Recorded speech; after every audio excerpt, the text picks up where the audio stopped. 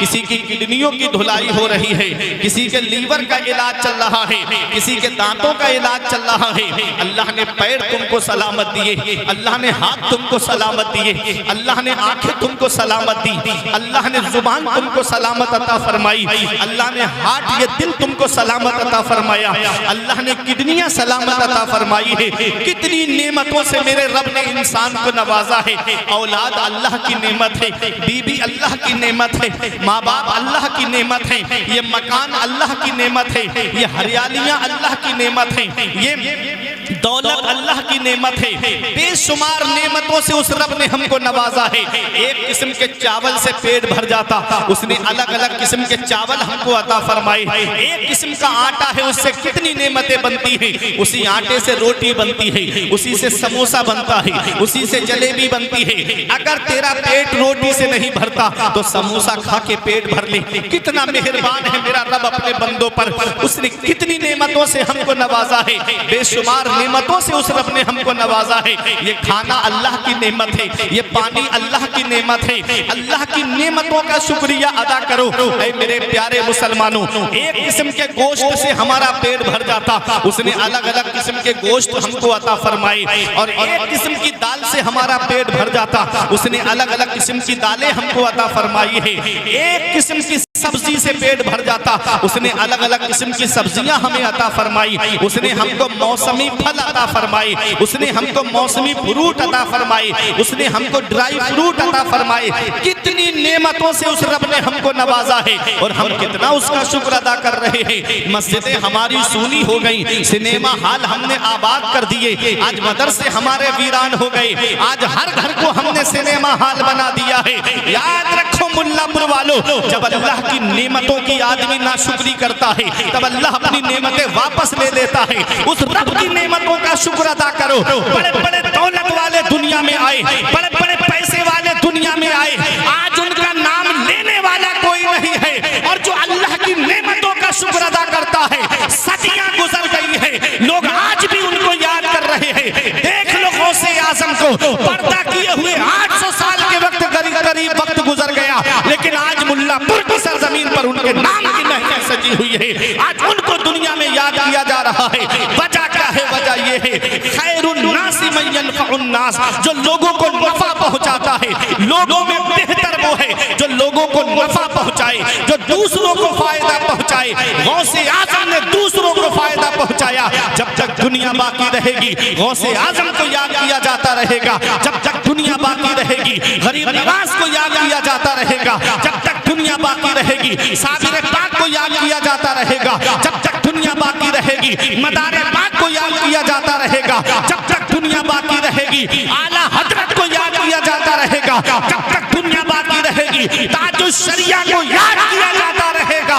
और ये पैगाम दिया जाता रहेगा कि ये नाज ये अंदाज हमारे नहीं होते, दामन में अगर टुकड़े तुम्हारे नहीं होते, बेदाम ही बिक जाइए बाजारे नबी में, इस शान के सौदे में खसारे नहीं होते। नारे तकबीर, नारे रिसालत, मसलके आला हजरत, मसलके आला हजरत मौलाना फुरकान रजा मंजरी। नारे तकबीर, नारे रिसालत। आज हम अपने रब की कितनी नेमतों का शुक्र अदा कर रहे हैं। बेशुमार नेमतों से उस रब ने हमको नवाजा, बेशुमार नेमतों से। ये थूक जो हमारे मुंह में बनता है ना, आदमी इसको मामूली समझता होगा। एक साहब मुझे मिले, बोले मौलाना कई लाख की दवा खा गया, मेरे मुंह में थूक नहीं बनता है। हमने कहा ये थूक से फायदा क्या है? कहते हैं ये थूक जो है ना, इसके अंदर एसिडिटी पाई जाती है, तेजाबियत पाई जाती है। जब इंसान खाना खाता है तो खाने के साथ मिलकर के थूक पेट में जाता है, जो खाने को गला देता है। कितनी बड़ी नेमत है ये थूक। आप सोचो फिर आंख कितनी बड़ी नेमत होगी। ये दिल हार्ट जो है ये कितनी बड़ी अल्लाह की नेमत है, जो बराबर हमारा दिल जो है काम कर रहा है। हल्की सी नस ब्लॉक हो जाए आदमी दुनिया से चला जाता है। कितनी नेमतों से उस रब ने हमको नवाजा।